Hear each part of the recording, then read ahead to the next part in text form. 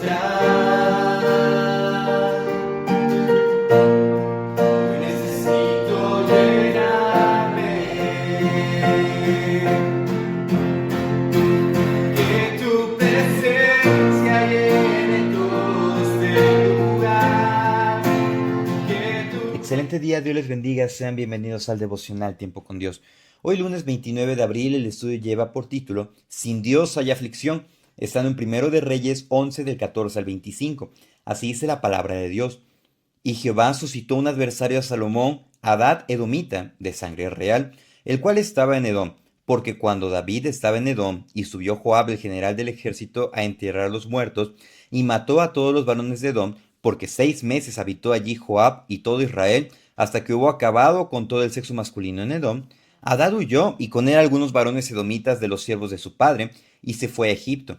Era entonces Hadad muchacho pequeño, y se levantaron de Madián, y vinieron a Padán, y tomaron consigo hombres de Parán, vinieron a Egipto, a Faraón, rey de Egipto, el cual les dio casa, les señaló alimentos, y aún les dio tierra.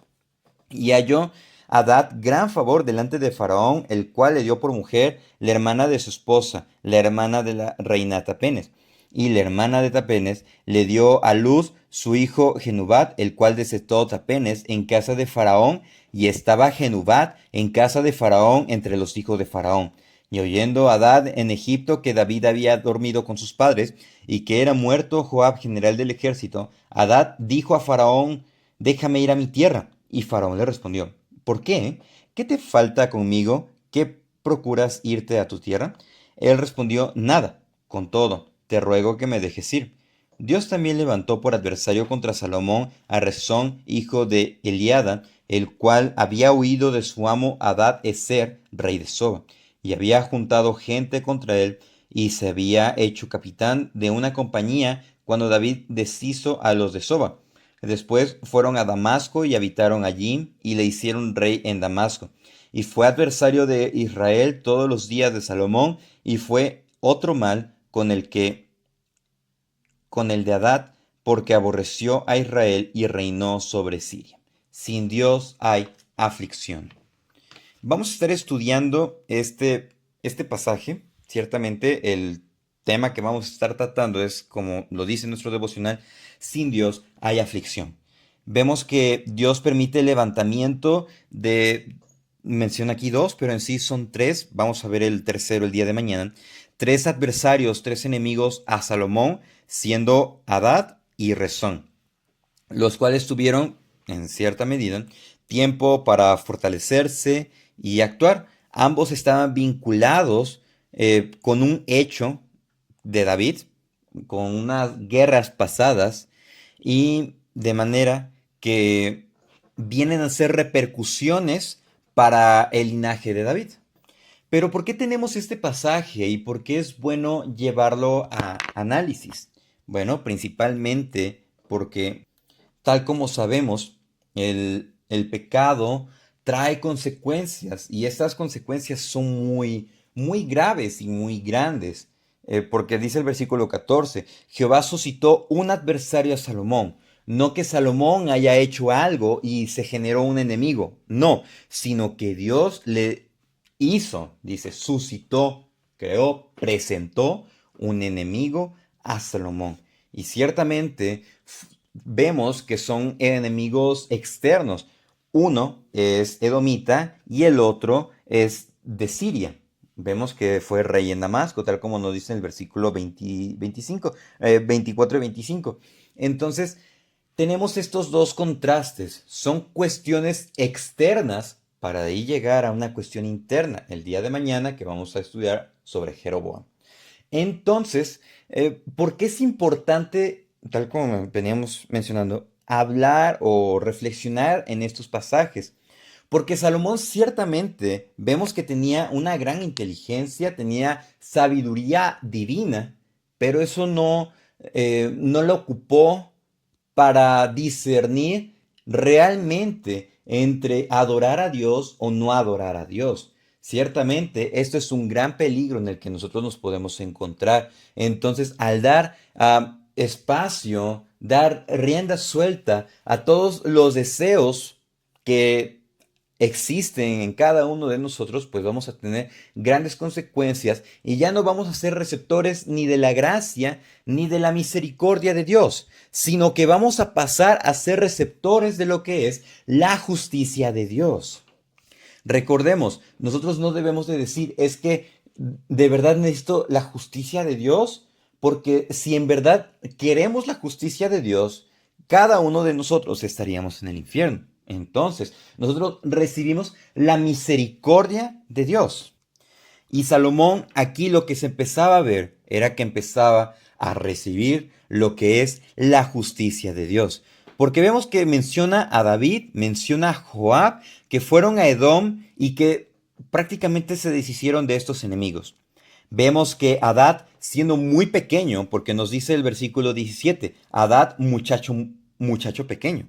Entonces dice que llegaron ante Faraón, rey de Egipto. Y vemos que esto, políticamente analizándolo, era algo en contra de las alianzas, porque recordemos que Salomón hizo alianzas políticas con Faraón. Esto era en contra de las alianzas políticas, pues resguardar a un enemigo de un aliado. Entonces, el faraón se entiende que lo hace porque, pues ciertamente, estaba pendiente de la creciente fortaleza, fortuna y también renombre de la familia de David. Entonces era como tener una carta lista, un as bajo la manga, así como se dice coloquialmente.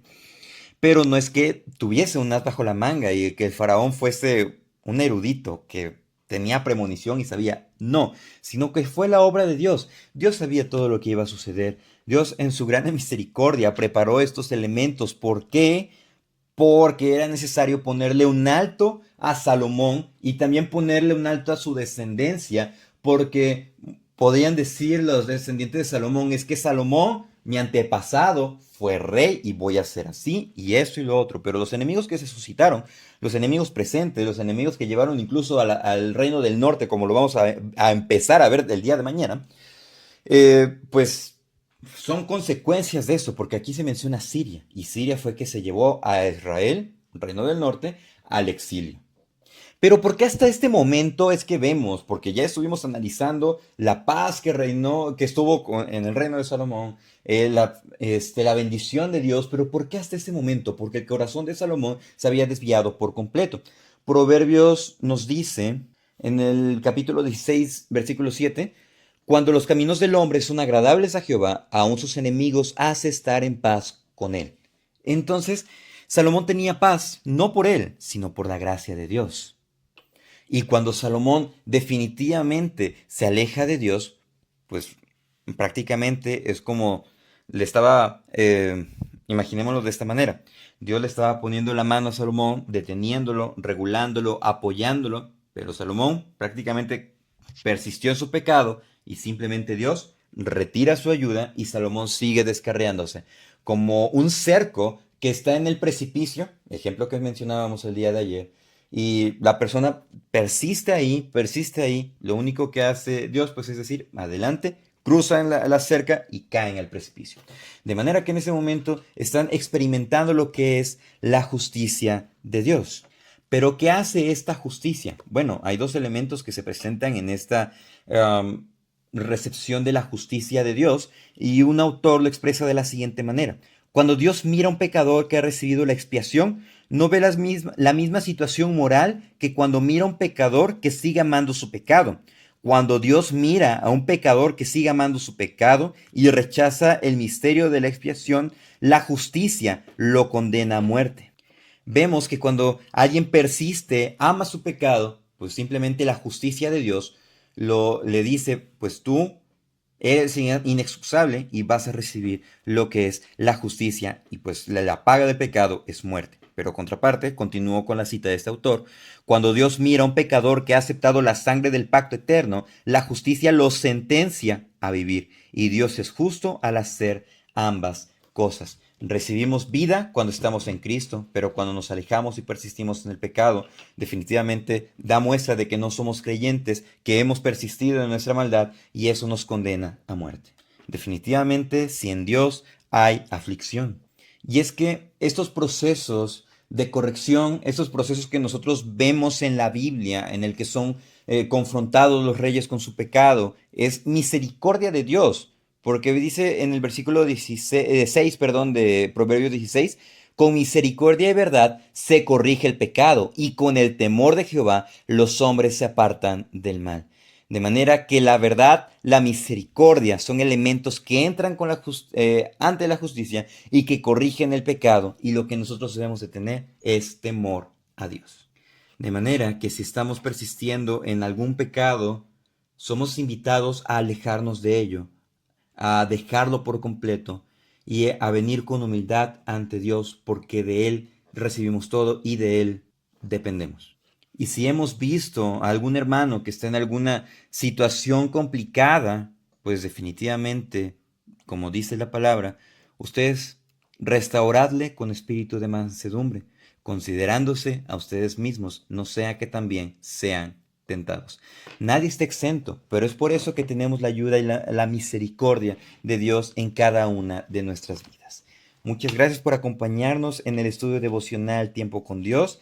Reciban un saludo y les invitamos a que puedan escribirnos en la caja de comentarios qué enseñanza les ha dejado el devocional. Si tienen alguna petición de oración, con gusto les vamos a apoyar.